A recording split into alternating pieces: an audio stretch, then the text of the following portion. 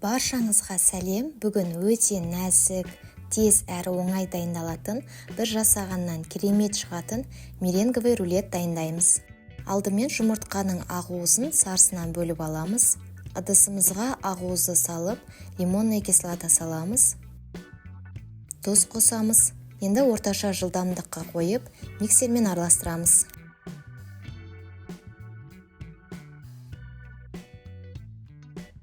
Енді қантты аз-аз мөлшерден қоса отырып араластырамыз. Барлығын бірден қосып жібермейміз.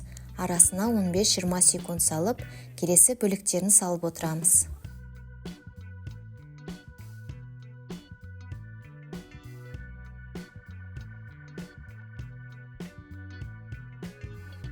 Кукурузный крахмал қосып, тағы да араластырамыз. Көп араластырудың қажеті жоқ, меренгамен жақсылап араласқанша қозғаймыз. Енді пергаментный бумагаға меренгамызды салып, бір келкі етіп, күрекшемен жайып шығамыз.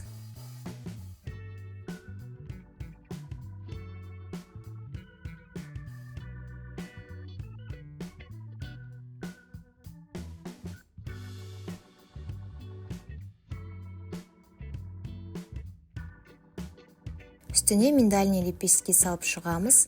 Ол міндетті емес, қоспасаңыздар да болады. Қызып тұрған пешке 150 градусқа 30 минутқа саламыз. Оған дейін біз кремін дайындаймыз. Ыдысымызға творожный сыр саламыз. Сахарный пудра қосамыз. Енді екеуін араластырып аламыз. Аз мөлшерден сливке қоса отырып, миксермен араластырып шығамыз.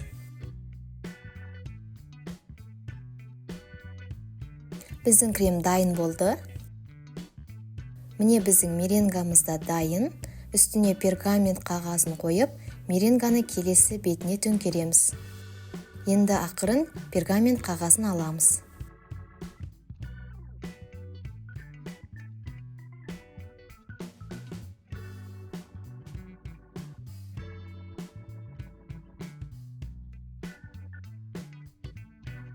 Меренга суыған соң, жаңағы дайын болған кремді саламыз.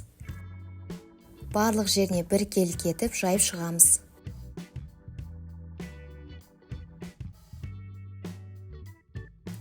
Енді ақырында пергаменттің көмегімен осылай орап шығамыз.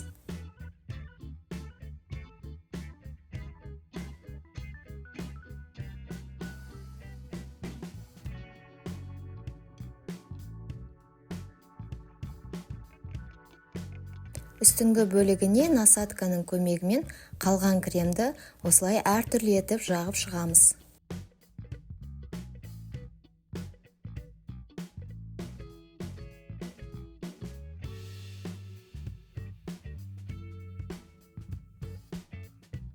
Міне біздің меренговый рулетіміз дайын.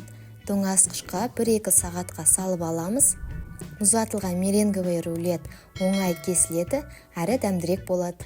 Сіздер де жасап көріңіздер, өте жұмсақ, нәзік, әрі дәмді болып шығады. Рецепт ұнаса, маған тіркеліп лайк басып кетіңіздер.